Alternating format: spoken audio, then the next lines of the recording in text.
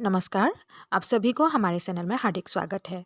आज मैं पढ़ाने जा रही हूँ श्री रामचरितमानस के अयोध्या कांड का जो भाग है उसको पढ़ाने जा रही हूँ। और अयोध्या कांड यानी कि श्री रामचरितमानस उसको लिखा है तुलसीदास ने।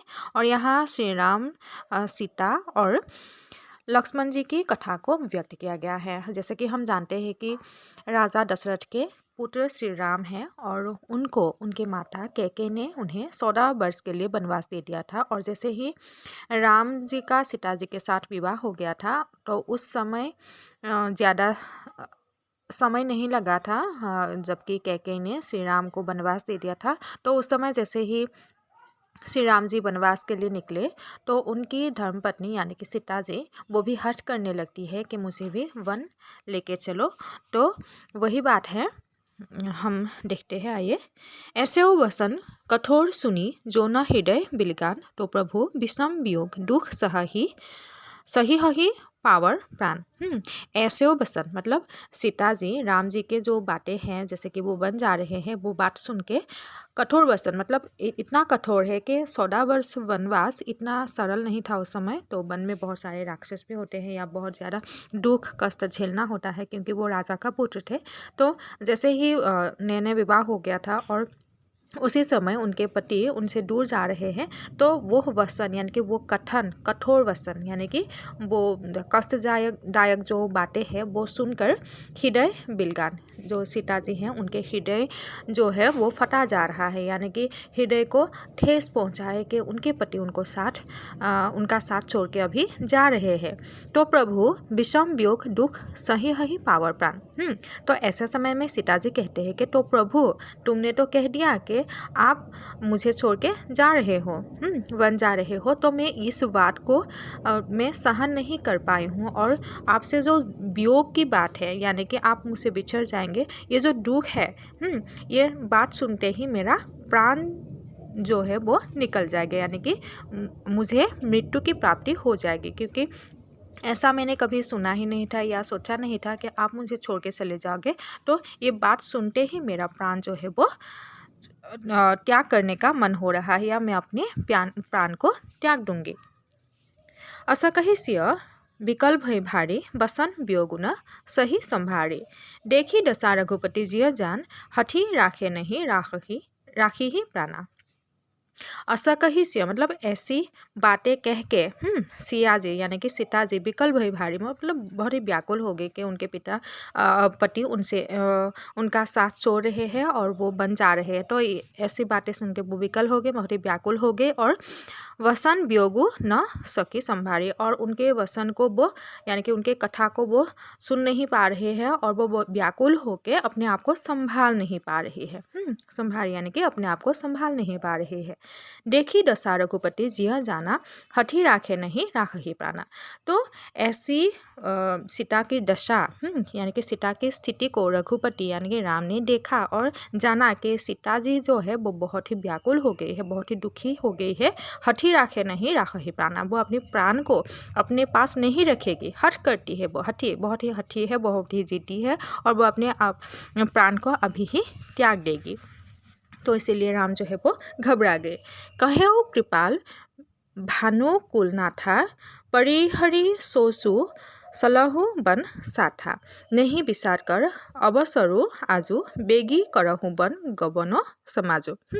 तो कहे कृपालु भानुकुल नाथा, तो भानु यानी कि सूर्य, सूर्य कुल का यानी कि सूर्य वंश का राम है, राम सूर्य वंश के थे। तो इसीलिए उन्होंने कहा, सूर्य वंश के जो राम है उन्होंने कहा कृपा करके उन्होंने कहा परिहरि सोसु सलहु बंसा था।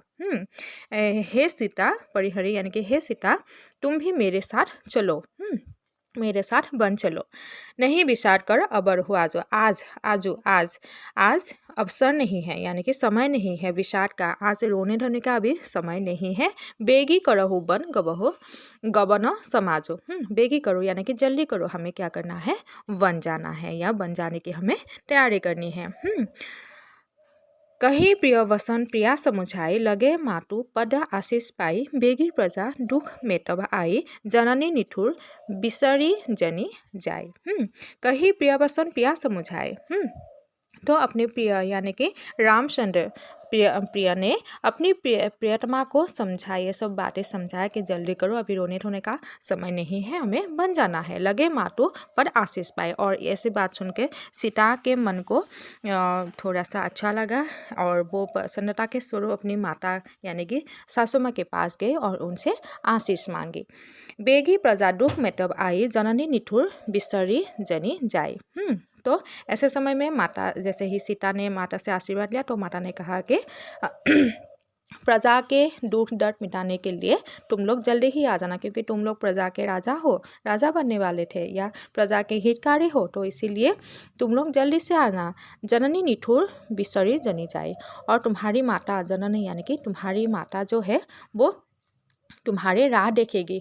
तुम हमसे बिछड़ जा रहे हो यानी कि तुम हमसे दूर जा रहे हो, और मैं तुम्हें कभी भुला नहीं पाऊंगी, इसलिए तुम लोग जल्दी से वन से लौट के आना। फिर ही दशा विधि बिहुरी की मोरी, देखी हो नयन मनोहर जोरी, सुदिन सुघरी तात कब होई ही, जननी जियत बदन विधु जोई। फिर ही मतलब फिर से, दशा विधि यानी कि भगवान, फिर से भगवान ऐसी दशा कब लाएंगे, यानी कि फिर तुम लोग कब लौट के आओगे। मेरी मतलब मेरे पास तुम कब लौट के आओगे। देखी हूँ नयन मनोहर जोड़ी, तुम्हारी ये जो जोड़ी है यानी कि राम लक्ष्मण की और सीता यानी कि राम सीता की जो जोड़ी है वो मैं कब देखूँगी।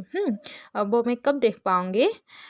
लक्ष्मण नहीं, यहाँ पे सिर्फ राम और सीता जी के बारे में कहा है कि तुम दोनों की जोड़ी बहुत ही सुंदर है, बहुत ही अच्छे है, और ये दो जोड़ी है मैं उसे कब देखूँगी, कब देख पाऊँगी।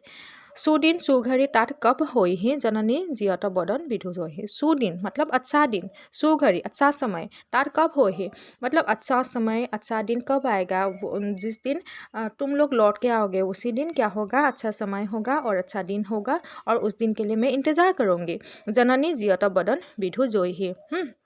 और तुम्हारा ये जो सुंदर सा बदन है, सुंदर सा जो शरीर है, उसको मैं कब देख पाऊँगी। तो यहाँ पे क्या कहा है मेनली, राम जी वनवास जा रहे हैं और सीता जी भी जिद करने लगती है कि मुझे भी अपने साथ लेके चलो, और नहीं तो मैं अपना प्राण त्याग दूंगी। तो राम ने सीता जी के दशा को यानी कि दुख को देखा और जाना और कहा कि तुम जल्दी करो, हमें वन जाने की तैयारी करना है। और इसीलिए सीता माता अपनी माता से यानी कि सासू से आशीर्वाद लेती है, और माता यही कहती है कि प्रजा के दुख दर्द मिटाने के लिए तुम लोग जल्दी से आ जाना, और तुम लोग की जो सुंदर जोड़ी है मैं कब उसे देख पाऊंगी ये मुझे पता नहीं है, और वो सुंदर समय और सुंदर घड़ी कब आएगा ये मुझे पता नहीं है, लेकिन हाँ, तुम्हारा जो चेहरा है वो मुझे हमेशा याद रहेगा, और तुम लोग जल्दी से वन लौट के आना। जो पीछे की इच्छा है वो बाद के वीडियो में दिखेंगे। धन्यवाद।